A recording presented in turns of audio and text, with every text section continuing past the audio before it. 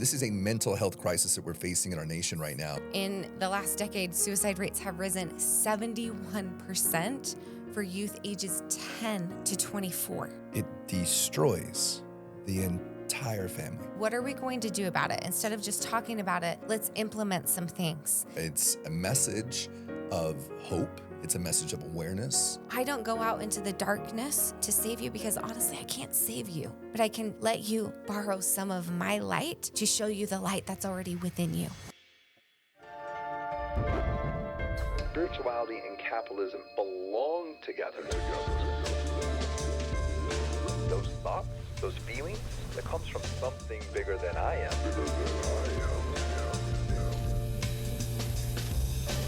And together I believe we can all grow. That's how we're going to change the world. That's how we're going to change the planet.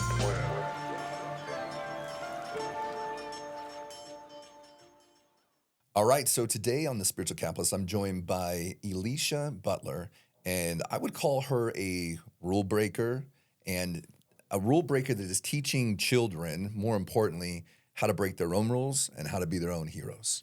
And I'm really grateful. I got the opportunity to listen to you speak on stage, and there was something about your message that really spoke to my heart. And we're going to jump into that today, but thank you again for joining us on The Spiritual Capitalist. Thank you so much, Dalton. I am excited to be here. It's a pleasure to be here with you and in your energy and to share this message. Yeah, it's a very important message. I think it's a message of hope. It's a message of awareness. It's a message of really being able to tap into what is going on in our local communities. And I think that a lot of people, unfortunately, the subjects we're going to talk about today, for a lot of people, it's taboo, right? Mm-hmm. But cancer's not taboo.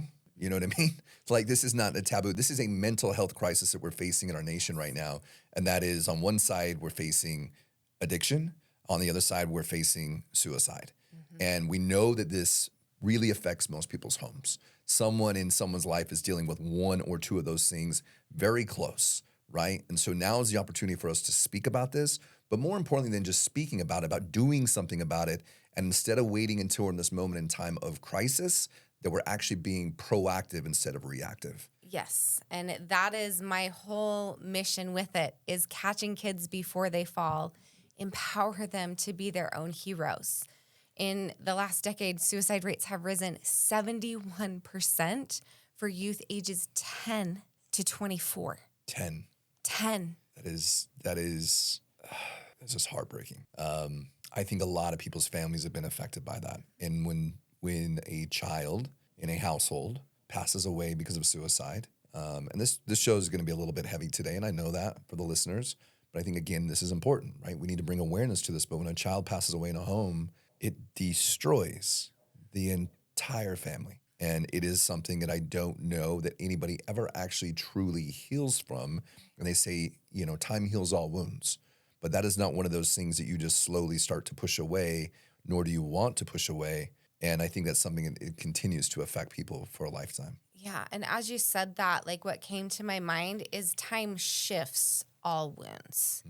Feels more true because it changes your perspective on life. Like when you have death present, you recognize the beauty of what one life is and the impact and the ripple that one person's decisions have on so many others, whether they were aware of it or not. So tell me a little bit about what it is that you're doing. Because yes, we could talk about, we could talk about the suicide pandemic. We could talk about, all the anti-suicide walks and all of these things, right? That's great. We're bringing awareness to it, but I don't think that people are unaware that people are committing suicide. We're very aware of it. So what are you doing about it? Yeah, and thank you for sharing that, because I think we are past the point of awareness. We are literally losing kids every single day. So we know this exists. So what are we going to do about it? Instead of just talking about it, let's implement some things.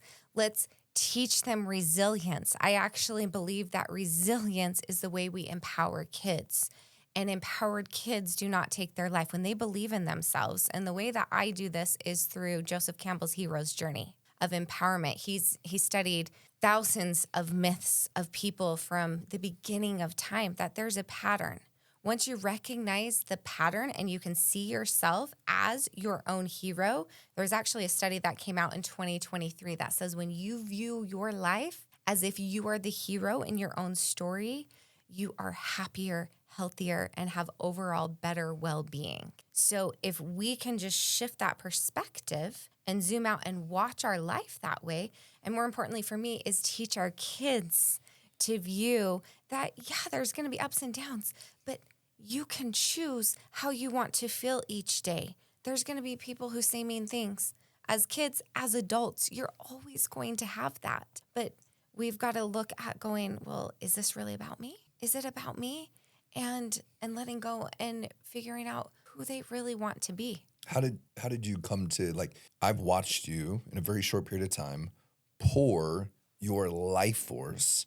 And when I say life force, I mean your daily energy, your thoughts, your focus, your study, and also your money into this cause. Like full force, you and your husband are pushed as far as you could possibly go, and obviously reaching out to the community to get more assistance in that.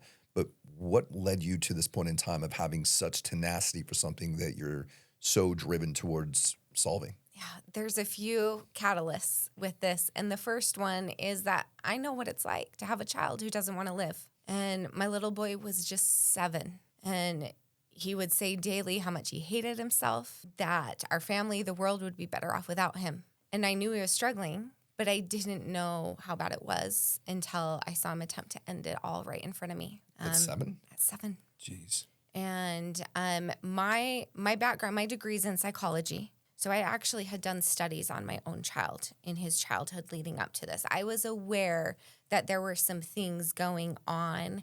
They wanted to label him with bipolar. And I was like, you know what? I'm aware of that. I don't need this label on this child. There are ways that we can move through this. And it took about 2 years of consistent daily efforts, day in and day out, those things that nobody saw us doing. Nobody saw us doing. When that child was so unlovable, I loved him more. When he pushed me away, I got closer. Because when those kids push you away, it's because they don't feel the love themselves.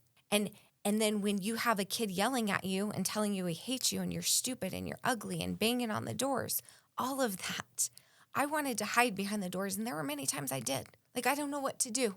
But we poured love into that child every day, every single day. And that little boy who didn't want to live is now a nearly 20-year-old man playing college football and living his dream. And he doesn't remember this, Dalton. The brain is neuroplastic. I truly believe we loved the hate he had for himself through him. He doesn't remember these.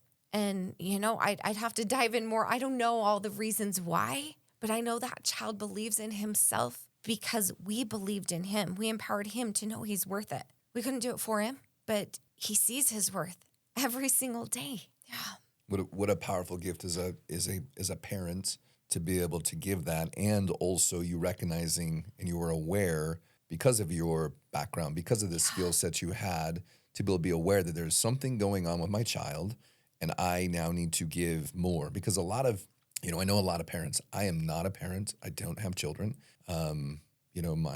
My partner, she has children, which are wonderful because I get to experience them through her, and what a gift that is. And I also know that most parents out there, they have this guilt of like not being enough, not doing enough, not being there enough, and those things, and not understanding how to even deal with a child in 2024 because they've gone through the pandemic, they've seen war, they've seen the most horrific things that any of us ever seen. They've got access to the internet, they've got access to devices. These kids, I was bullied as a kid, but when I went home, it ended.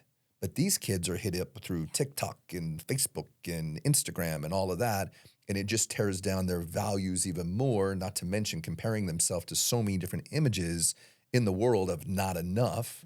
I don't know how parents do it. Like, it is a full-time job, but then it is like, how do you actually make sure that you're proactively in front of these things, because they're not aware of that. And I don't think that most parents want to believe that their children are going to have sex at a young age, that they're going to do drugs at a young age, that they're going to lie, cheat, steal, all the things that they were taught not to do that they're going to do. Well, and the reality is that's the world we live in. That is literally the world we live in. All of my kids were exposed to pornography by age 7. All of them. So if we choose not to talk to our kids about things before they are teens, these struggles will be crises. It has to be before the teenage years of talking to them about resilience, talking to them about mindset, teaching them meditation, teaching them grounding, teaching them coping skills, active listening, right? Communication strategies, being present in the moments. And I think sometimes it's hard for the parents to teach this because they're not doing this. Well, they don't know how to do it. Like everything you talked about is all, it's all spiritual practices, right? Like everything you talked about, like you'll hear in the spiritual community, you got to ground, or you'll hear in like the biohacking community, cold plunges, you'll hear in the biohacking community and the spiritual community, and you'll hear meditation and all these things. But most people, I mean, when I was growing up, meditation was the devil's tools. I thought it was a sin too. Like, I thought what is that meditation, about? I thought you just prayed. I didn't know the other side of meditation was to Going within? receive. Yeah. Yes, and just listen. Like I honestly, until I was adult, thought meditation was a sin. And maybe that's still a common thing. I don't know. I don't know either. I don't think so. I think we have enough now science backing that we're just changing, brain waves and connecting with something, of course, higher. But that's only because we're able to listen because we're clearing the channels out, right? But when you're doing, why do you think these practices, right? Like I know for adults, it makes sense for us to journal. It makes sense to ground. It makes sense to meditate and so forth. Why these children? Like, why do you think that these mechanisms of meditation and grounding and cold plunges, why are they working? Like, what's the mechanism behind that? Well, like some of the things you talked about where our kids are exposed to all of this, they are in constant fight or flight from an early age. They're picking up on the energies of the parents and their feelings, whether it's voiced or not. Energy can be felt, whether the parent expresses it to their 2-year-old, 3-year-old, 5-year-old with it. So the anxiety some of these kids are feeling is not necessarily just their own. It's some of what is around them. So teaching them to come back to themselves, right? That is one of the things. I do the starfish breathing. Yeah, with that, I don't know if you're familiar with it. Never even heard this terminology So before. the starfish, I do this in the classroom all the time because I was a teacher. But I actually did this at a hero camp we did at UVU. Okay. One of the younger siblings was in another class, and we were outside doing a meditation. And because she was having a panic attack, okay, in this other class. She was probably 6, 7 years old. These kids are, the stuff they're having, panic attacks and attachments and, I mean, bipolar and, ADHD and all these things that we're labeling as, they're having it more and more and more. And these kids are also getting really good at WebMD, right? So what you're saying is, I have a niece of mine and she has called me having panic attacks and I'm trying to teach her box breathing over the phone so that we can calm things down. But to take things just back to where you were. So you were talking about starfish breathing. Okay, the starfish breathing. So really you can put your hand out in front of you. It doesn't matter which hand it is. And you can start at your thumb or you can start at your pinky. It does not matter. But what you'll do is you're going to be touching your thumb, your pinky, and as you go up, you're going to be breathing in. So just at the top you hold and then breathe out and hold at the bottom. Oh. Breathe in. So you follow the whole. So it's like box breathing, but it is box breathing. But so when we bring the touch, but that's interesting. It grounds a little bit more. it does. It grounds. And so I teach this to the kids because when they're at school under their desk, guess what? They can do this and it brings them right back to this present moment. And so going back to that story with that little girl, we were in a teens class. She came and joined us. I was teaching them this outside, and literally within 5-10 minutes, she goes, I'm good. I'm going back to my class. And she went back to her class instantly. That's so cool. They're hungry to learn these things because lots of times these kids think they're dependent on the adult to calm them down, to fix a problem, right? We've We've created these codependent kids with it instead of empowering them that everything you have is within some. You just need to be taught some of these skills. Yeah, and then they're turning to devices at the same time. Distractions, they're looking for that. They're looking for the stimulation that comes from these devices, right? Like, we had Nintendo growing up as a kid, and we could only use it so much and it was off. But now it's in my pocket. Like, I know I even have my own addictions to these things, checking things, checking on the team, doing these things. But what I like about what you said is this: it's the proactive approach. If we can teach children 4 or 5 or 6 or 7 or whatever it is, and they can learn these programs, right? Meaning these exercises or these processes when things get difficult. Yeah. Because it will every single day of our lives. That is the experience we live here. We're in a duality of a world that is not, all sunshine all day long. Right. There's going to be difficulties that happen, and then we can get back on the path of where we're going. But if they can learn that at a young age, it then transforms into the future. So we were here a little while back, and I was talking to David Morehouse. David Morehouse was with the CIA. David Morehouse taught me a lot of different things about consciousness and the fields that we live in consciousness. And one of the things he taught to me about the most, he says, Dalton, if you're going to change the world, it has to start with the youth first. Yes. Because we're going to go through these different phases, and right now we're in a phase of destruction. And that phase of destruction can last 10, 15 years, or it can last 150 years. It depends where we are as humans and our consciousness towards each other, because you talked about how parents can feel each other, children can feel each other. It's because we're in the field. They also can feel the media, they can feel the cortisol levels, they can feel the anxiety, they can feel the world at large that is compressing them and feels like they're compressing them tighter and tighter and tighter. But when we breathe, because everything is through breath, everything is through breath. Yeah. So if we can teach these children, now it's that concept of the 10%. So there's an island, there's monkeys, and on the island where these monkeys are at, there's a group of them, and they start washing the potatoes in the water, right? And over a period of time, 100 monkeys on this island start doing the same thing. They're washing these potatoes before they eat them. That then all of a sudden starts to reflect on other islands that hadn't even seen each other before. Now, this isn't scientifically proven. This is a story that's been said over and over.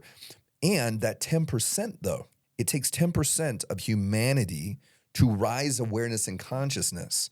And so if now all of a sudden we recognize that our love, our joy, our happiness is not dependent on you, it's not dependent on mom, it's not dependent upon dad or their teachers or whatever it is, and as adults, it's not dependent upon their partners or, the people in office, it's dependent on self. Yeah. That is so empowering to be able to teach something as simple as this star breath or starfish breath. Yeah. That's so cool. And it's simple. Like, all these people think it needs to be this big, huge thing and all of that. And yes, there are patterns there. You can go deeper, but you start where they're at. You start where they're at. And the one thing that connects us to the other side is our breath. It's the first thing we do when we arrive. It's the last thing we do when we leave. So breath is life, right? And so coming down to that, teaching these kids, how empowering would that be? I was probably 30 before I started doing meditation, and teaching a 5, 6-year-old how to do that and sitting with them in it. It can help shift. It takes 90 seconds to shift out of fight or flight. So when we have a panic attack happening, which as an educator, so many teachers are saying it's happening over and over and over again. These kids aren't even able to sit there. They're leaving the class because of test anxiety, or they got to look from a kid across the room. And so that sends them into instant fight or flight. So question, this is something I know most parents and most people are thinking of, just like myself. You were an educator at one point in time. You worked for the school districts. Obviously, the way that you want to play the game, you broke out of the box and you're creating your own game, which I love that. Yeah. And most people would say, suck it up, son, suck it up, daughter, whatever. Like, there was no, when we were kids, there was no like, hey, by the way, you get to just breathe your way through this thing, which would have been cool. I mean, I looking back at it now. But why are so many kids having panic attacks? Were they always having panic attacks and now that we just are aware of them? Or is it, do you know what I mean? Like, what is the causation between this? I think there has been a shift. Okay, we can see that with the rise in technology and access to kids younger and younger. How I had said that 71% increase in suicides for 10 to 24. Well, guess what the increase in social media is? 71%. More kids are using it in the last decade. There is no coincidence with that. There is a direct correlation with it. We also have the disconnection between kids and parents. Parents are so busy, right? We live in this world where both parents are typically having to work, or we have single moms, single dads trying to provide in different dynamics than what it was when we grew up. It's not the same. These kids are not growing up in the same world that you and I grew up in. Yeah, They're just not. We were definitely latchkey kids, right? Like we came in when the sun, like basically when the light would come on, that's when we came in. Yes. I had both my parents worked, very, I would say, medium income type home, you know what I mean? But picket fence, the whole kind of style there. But I didn't have the access to technology. I had the access to my BMX bike, friends, exploring, whatever. Not a lot of parent supervision, a little bit, but enough that I could cause hell if I wanted to. Yeah. So I just look at it, I'm like, man, what has really shifted? So I think there's been a big shift in things too. Like a lot of parents want to control the outcomes of what's going to happen for their kids. My kid is successful if they, are on the basketball team, on the soccer team, they get straight A's, they do this, all of these things, these expectations of, okay, this is what success looks like for my child. However, that might not be what your child views as success. Right. And But that hasn't changed though. Parents have always been putting on their, their ideals, visions.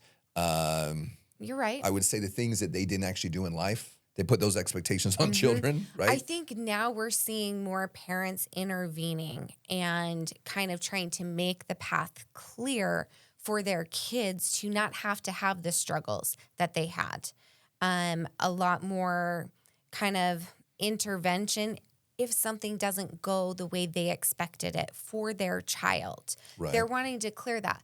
And that actually hinders kids' resilience because how did we learn and grow? The times we fell on our face, the times, mom and dad weren't there to help us figure it out, and we rose up anyway. We figured out we were stronger because of certain experiences. Instead of having someone, again, it's that codependent, right? They've got to fix this. They've got to solve it for me. We've got to let our kids fail and find their way to stand back up. But they can't do it necessarily like on their own. They need you beside them, not to do it for them, but beside them with tools of here's what worked for me. Maybe try this. And having those conversations. I think so many times we're not having the conversations and the connection with the kids. Our kids, they don't want us with them 24/7. They don't. We didn't want that. Our kids don't want that. Well, they got to be able to explore and see the world and make their own choices, good decisions, bad decisions. They have to have the measuring stick, basically, to be able to see okay, I made this choice. This is what happened. Yeah. I made this choice. This is what happened. But maybe it is the parents. Maybe it's the parents that are getting so involved with things. Obviously, they need to be involved, but maybe they're so involved with things that's causing a lot of these problems. Maybe it is the technology that is causing a lot of these issues, but it doesn't really matter what the issues are or the problems or what. It's about reaching out before they become the issue, which is what we were discussing before the struggle turns into the crisis. Right. That is where we want to go with it because every family, every situation is different. And some of what I say may resonate with people and some won't. If it doesn't, that's all right. Just put it on the shelf and move past it. But if it does, think about it and go, where am I at on this? And if it does make you mad, that might be a thing to go, okay, maybe I am doing this more. Do you find struggles in the communities that you're trying to serve and the message you're trying to get out there? Because one of the things that we are really good at is reactive. My daughter got pregnant, but I didn't talk to her, and I'm saying mine, you know what I mean? Or anybody else's, but I'm saying someone's daughter got pregnant, all of a sudden they turn around and go, oh, maybe we should teach about sex, or we should teach about, birth control. But we're not being proactively doing that. Are you noticing the same thing when you're having the conversations about suicide, about proactively looking at this in the mental health field? Yeah, like it is, people don't go get help until they're already in it. They're already in the messy middle of it. And honestly, in 2023, half of Utah communities did not have enough mental health providers to serve them. So they're waiting until it's very obvious that, oh my gosh, there's a problem. And then they're having to wait months to even get seen. Yeah, they can't be seen at To all. even get seen. And so, but this is a new concept of what I'm talking about, because in all of mental health, right? In all of healthcare, we go in when we have a broken bone. We go in when something is really, really bad, right? And so it's shifting it, going, it doesn't need to get really, really bad. If your kid literally just knows this starfish breathing at age 5, they're going to be way ahead of so many other kids struggling with the emotions, right? And the ups and downs of going through the fight or flight. So yes, it's a battle. I'm going against an uphill battle. I will tell you that. Everyone's like, oh, we're aware there's suicide, but it's not going to happen to me. Or, oh, that happened to so-and-so in my, down the street. I worked with a teen just this last month who had been cutting. Yeah, that's common. And burning and yes. all kinds of things. And, but the kids are like, don't tell my parents because it will upset them. And they're already dealing with so much. So these kids are feeling the expectations of taking care of their parents, even though they're struggling emotionally. They're struggling. They're trying to be seen. Years ago, cutting would have been a severe cry that someone was going to take their life. It is a lot more commonplace now for your teen to experience that. Yep. And it is a cry for help, but we're not in the crisis of it yet unless we don't address it and get the child the help that they need to learn these tools to navigate through the tough times. The resilience of things. And I use, it's Dr. Taryn Marie. I don't know if you are familiar with her. I'm not familiar with her work. But she talks about resilience. She has a book out on that. And she says resilience is not just bouncing back, it's bouncing forward.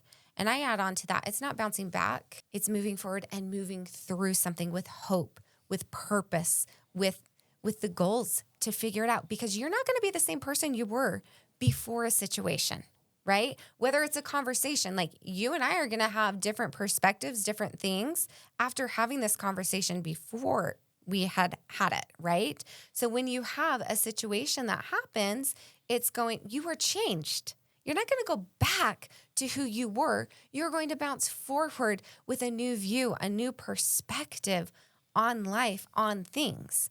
Like you talked about with a child being pregnant. Guess what? You're not going to view life ever the same or make those same judgments on someone else who you see go through that. You're going to go, what I wish I would have known. And that's where I'm at. I don't want you to be in the club I'm in. I don't want you to be here. And it's hard to get people to be part of something proactively versus waiting till they are in the club and they've lost someone. Of course. Right? Because I go to the prevention walks. Everyone walking around there has already lost someone. There's not people there. There were thousands here. There weren't people there just going, hey, I want to make a difference. It's like, no, I lost someone. That's what we need to shift. It's not the after thing. It's how do we celebrate people's lives? How do we choose joy in living life on purpose every single day? It's that lens in which you view things. It's learning the empowerment skills, being resilient through adversity. What is your purpose? My purpose is to empower kids to believe in themselves, to know that they are the heroes of their own stories. They are capable no matter what their past, because in their past, guess what? They didn't get to choose how things happen in their childhood. There were so many things that they didn't have the choice. They were just there, right? And it affects them. But now they get to choose who they want to be this moment moving forward. So many adults blame their childhood and their past and their experience as to why they're stuck or why they aren't doing X, Y, and Z.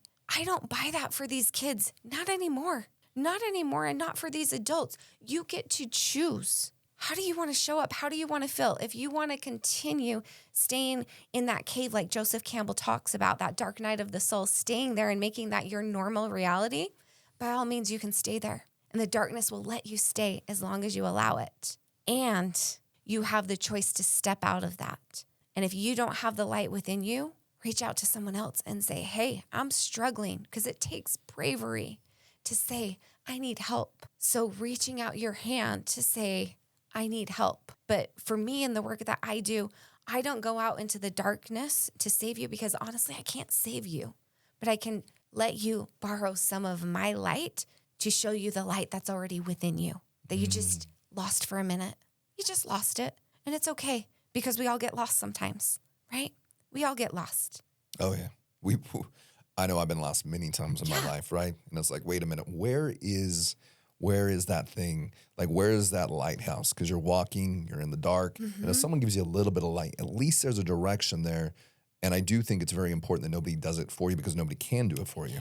Like, it's not possible. That journey, and I'm noticing the same things is in men. Like, we had this conversation, and that is that men are only reactively getting help with these types of subjects when it's too late. And then they're very close to becoming a statistic. And so it's like, how do we proactively doing that? Which it first starts with the children. When I look at the world also, though, is that we know that right now that men are also part of those statistics. And I think what's really important about your work is obviously you're reaching out to men before they become men, right? You're giving them the tools and the information and everything they need to know to do that. So we have 2 books here. Will you mind grabbing those for me real quick? Yes. Okay. And so we have this Becoming Superheroes, and you said for littles, right? That's for littles. That's my new book. So here we are, which is so cool. What I love about what you're doing, and I love the word love so much, is Me that too. it's like, in the back here it says the superhero journey is a map that helps you understand the challenges and growth to become your own superhero. It is a guidebook for your own heroic? We'll call it the hero's adventure, right? And what's cool about it is that inside you have these beautiful drawings, and you've spent so much time and energy and your own money to bring this to people. Oh, look at what I just brought up. When things are hard, you can learn and grow from them.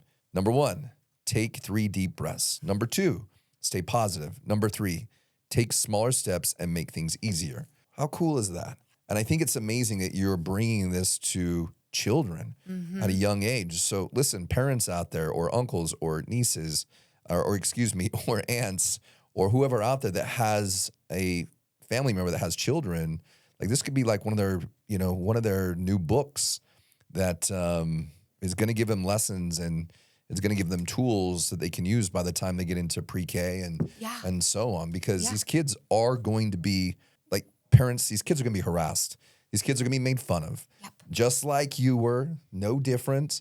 But the problem is now there's a lot more ability. There's a lot more social media, and it's pretty sad the level of bullying that's going on, because it might not be going on in the school, but it is going on the internet. And there's a lot of things that children need to prepare themselves for and be aware of so that they have those skills. But why not teach your kids today versus waiting until, like we were talking about before, it becomes a crisis, and then you're the ones that's walking in that suicide prevention walk, because you can then say, why are you here? And they say, because my child or someone close to me that was younger committed suicide. And that's just not something I'm willing to see. Yeah. So then you have your other book. And this is what started it all. I did not know that these red sneakers would be this symbol of hope, this movement. Which we have right here. Right? If you see her feet, which you will in our pictures, this is what she wears. Like she really owns the brand. I mean, it is obvious that she has everything poured into this mission. Yeah. You're not talking about it. You're doing something about it. Yep. So it really is. And that I wrote before I left the classroom. I left in 2022. I wrote that for my students, and it has the red Converse on it. All of this follows the hero's journey, the pattern of a call to adventure, facing trials and rising above them. And it goes through that pattern with it. And as well as it puts in, there's 4 directions heroes take. Like if you are going to be resilient, we've got to have connection. We've got to have communication. We've got to build confidence, and we've got to take courageous steps on our journey. Amen to that. All of it is built in there, but in very tangible ways. Because, I mean, you guys, I taught ninth graders. They are not reading novels, most of them, unless they are the readers.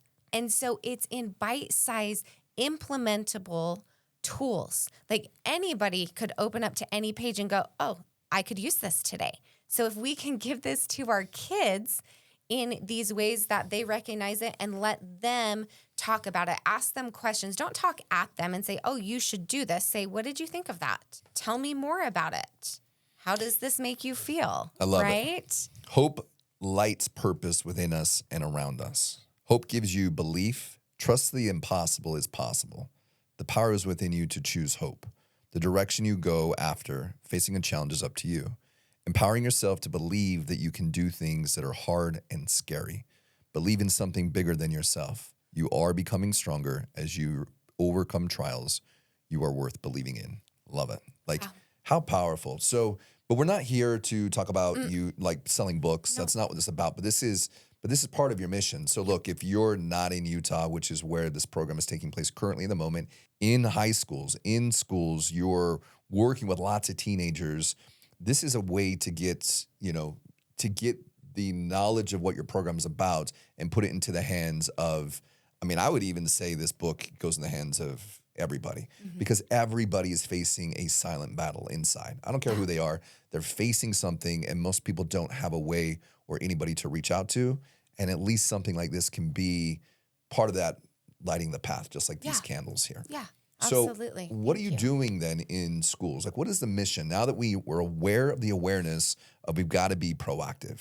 We know some of the tools that have to happen beforehand, right? Yeah. And we've got these books that you've put out there with your soul put into every single page. Yeah. How are you now taking this message and amplifying it, because you can't do this on your own? No, and there's two different paths. So I'll tell you, like, I've written curriculum, K through 12th grade, based off of this. And broken it down grade level. So there's workbooks for the littles, so for the kids, for the parents, and the educators, trying to build a trifecta.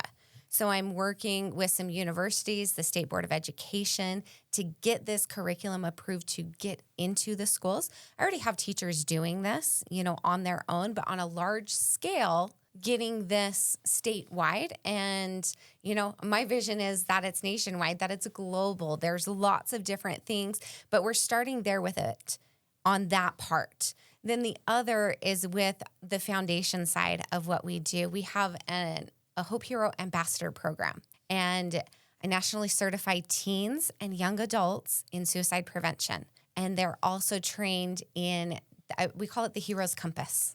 All right, there's 4 different courses, I should say lessons that they go in and they do, and they have fun. They're hero lessons that they teach these kids about connection, about communication, how to have confidence, and how to take courageous steps. So these kids, these teens and young adults, are going into the schools and doing mini lessons. Sometimes it's a half hour. Sometimes we're there an hour. We do different community events. So these kids are going in and they are doing this. When you have kids, empower kids, you change the whole game. Maybe they can relate. Uh-huh. Yeah, it's like me trying to relate. Like, I'm going to do women's work because I can so relate to you because of all the things you go through as a woman. That doesn't make any sense. Just like children can't relate to us. Yeah. You know what I mean? I was told recently I'm old. Like, oh yeah, like your classic music. I'm like, wait a minute, what are you referring to here? Yeah. And you look at it and you go, wait a minute, that's to them I am, right? To them, I'm so much further in my age than they ever will be. They can't even imagine what it feels like to be in their 40s, Right. So that would make a lot of sense. I want to switch things a little bit away from this conversation, and that is purpose. How did you find your purpose? Like, because there's a difference between that moment in time when we wake up and something occurs, right? You've gone through a lot of tragedy. You've gone through a lot of hard things. And so has a lot of other people, right? And so that's not to say that what you went through didn't matter, because it did, but it doesn't make you any special because you went through it. And you took that tragedy and you turned it into something else that is driving you to wake up every morning, to do your own work, to show up. You know what I mean? Like, how did you find that purpose? Because there's many people that I'm listening that they're like, hey, this thing happened to me and I want to like beat myself up about it, or I want to blame the world on it, or whatever it is. But you took that and turned it into victory. Yeah. Yeah. And I think it comes back to that choice again. Like there were many moments in it where I thought I was a terrible mom, and I probably was, for parts of it. I am not that anymore, but I could blame myself, right? I could blame myself. I could still be in that story that, like we talked about earlier, it no longer serves me to hold on to that. I'm going to let go of it, right? I'm going to unplug it. Yeah, exactly. And so letting go of that. And then it was 2016, losing my sister-in-law. And that's when I dove more into the suicide prevention and recognizing and going, okay, what's happening? I need to be more aware of this because it's clearly happening. The catalyst that really created the Hope Hero was losing my dad. He actually died in my arms and in my classroom while giving a presentation on Veterans Day. Whoa. Yeah. Yeah. And he was talking to these kids about being an American hero, about his love of the country and love of his family. And one of the last stories he shared was about my mom, and she actually happened to be there. This was the only presentation that she had come to, of him coming to my classroom. And he had looked over at her and goes, and there she is.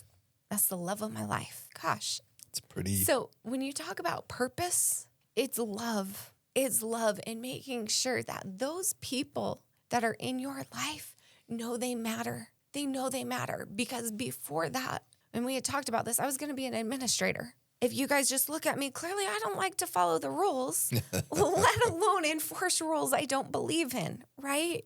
And my dad was my hero. He taught me and empowered me to be my own. And then through his love of me and life and God, this work is coming through me. It's coming through me. And it lights me up every single day. I've created this life that I don't want to run away from. Are some days hard? Yeah. Is it hard to do the work every day? Yeah, it is. And I choose it over and over again because I know that somewhere it is making a difference. It's making a difference for me.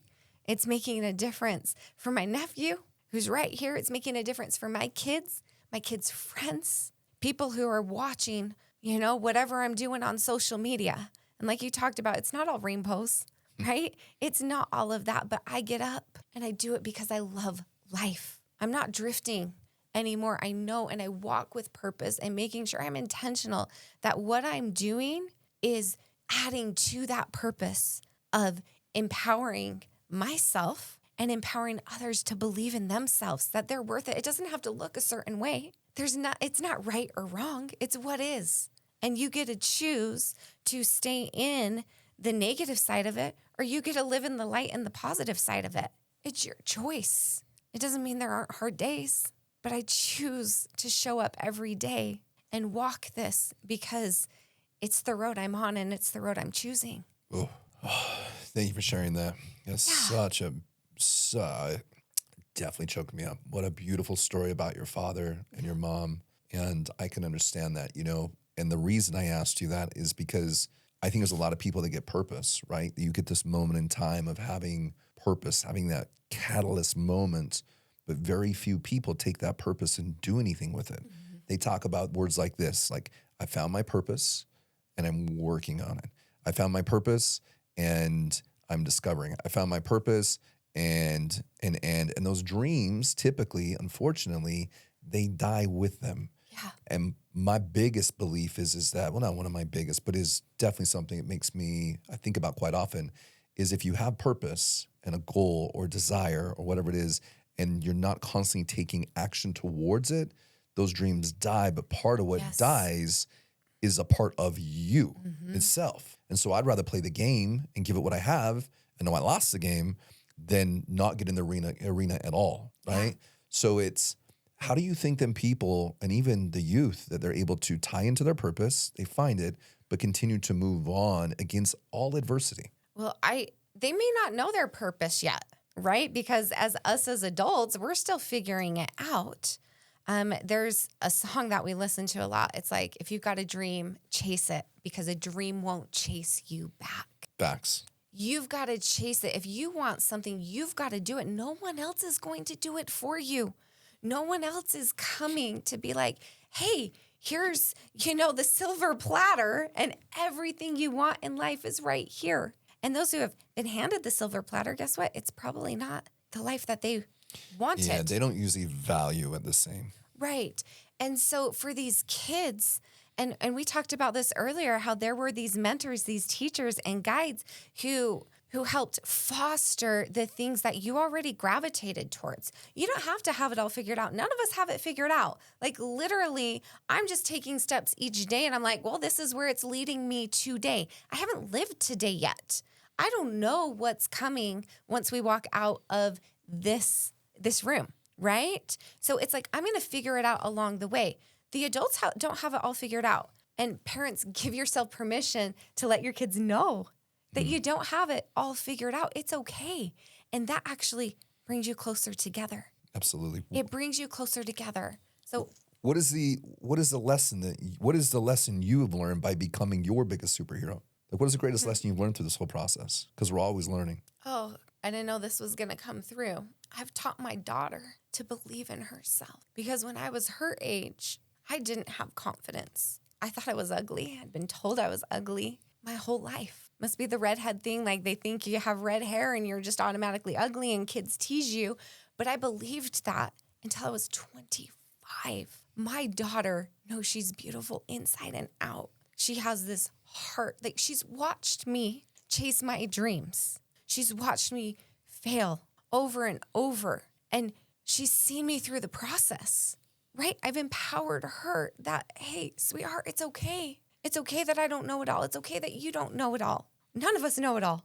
And it's going to be okay. So really, I've shifted a generation where she's going to parent so different than I ever did. Warren Buffett, he says that the future, like, our investments that we make today are not for us, they're for our future generations. And I believe that the work that we do, meaning the shadow work, the deep work, the inner work, like, which is daily work, that work is not just for us, it's for our communities, it's for our future generations, and in your case, it's for your children, and it's for your children's children, right? So that they get to make different choices and see things, because, more likely than not, your daughter's children, they'll be placed in a time where they'll say stuff like, I hate you, I can't stand you, I can't believe, whatever, and they'll be able to say, well, my mom didn't raise me like this, or she taught me these things, and at least I'm doing things better than she did, because that's all our goal, right? Is always just to continue to grow and change things, to impact things. And I think if I really looked at the messaging today, that is doing things proactively so that we can then make a ripple forward as we continue to grow and change. One of the things we discovered recently is, I believe that the people that listen to the show are part of the 10%. Part of the 10% that want to make a change, part of the 10% that are committed to change, and part of the 10% that realize that they can make a change, but they have to do the work themselves. Yeah. They absolutely have to. So, because death is one of the greatest gifts that we can go through, death from where we are in our past to who we want to be now, to what we've learned to let go of that was no longer serving us, and literally the experience of death from losing a loved one, because it brings more value on the things we have here in the now and in the present, in the moment. Yeah. When you're no longer here, what do you want your children to look back and remember you as? Yeah, and one of the greatest, like I talked about, the greatest teachers of life has been death for me multiple times. And also that death of self, of letting go and forgiving yourself of the past that you're going to let go of. I'm choosing, and even in the hero's journey, it's that resurrection. So what do you want to be remembered as? What do I want to be remembered as?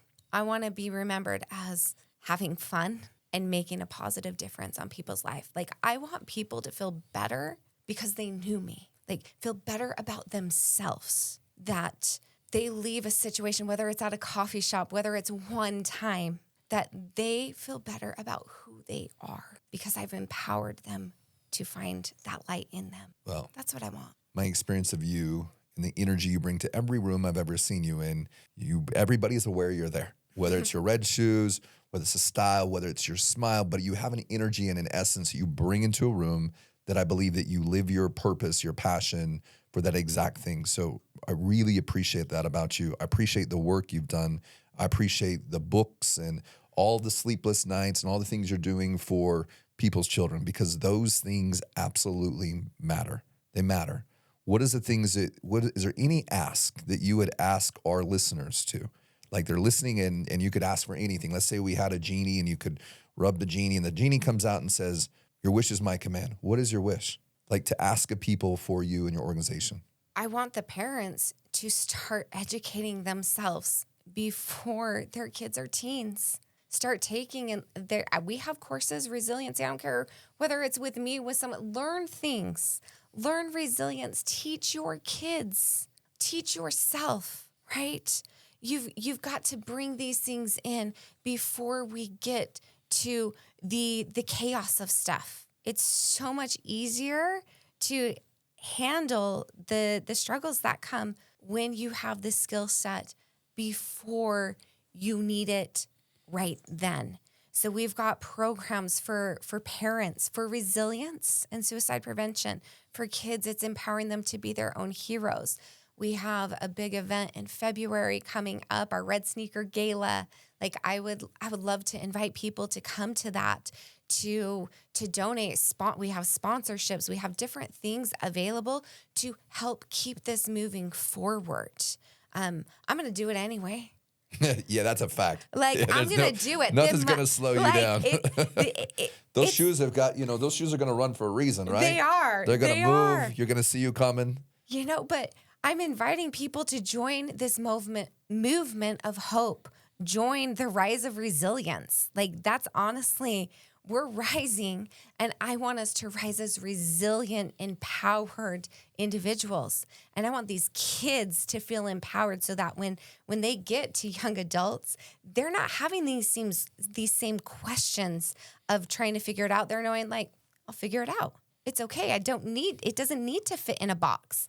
My life's not meant to fit in a box. Yeah, nobody's life that is. And it's not. And so giving that freedom, but yeah, join this movement of proactive empowerment, not reactive. We need to proactively prepare our kids to face the hardships with resilience. Well, thank you for that. I know today that our listeners got a lot out of this. I'm sure they can see that when I saw you on stage, I was like, yep, you're going to come here speak in the studio because your message, it matters. It really matters because this is how we shift human consciousness. Your books that you have, your programs you have, they're accessible. They're not something complicated. They're teaching spirituality because really, spirituality is like, it's looking within, right? Mm-hmm. And it's being connected to something bigger than ourselves and having a mission and having a purpose and going out into the world and creating a positive impact. But we can't do that unless we're creating a positive impact internal first. Yeah. It has to start within first. And then all of a sudden, then that ripple becomes bigger and bigger and bigger. So thank you for being part of that ripple. And I really appreciate you coming out here today. And how can people find out about you? How can they get your book? Let's help spread this message and let's help empower teens. Well, thank you again, Dalton. And yeah, that's the goal. Well, they need to find you. So how do we get them to find you? You can find me. Elysia Butler is my name. You can go to thehopehero.com, thehopeherofoundation.org. I'm on all social media platforms at The Hope Hero or Rise with Elysia. Got it. Well, thank you again so much. Order the book, give it to your teens, and let's see if we can't get this program in a lot more schools across the country. Yeah. Thank you again. Thank you.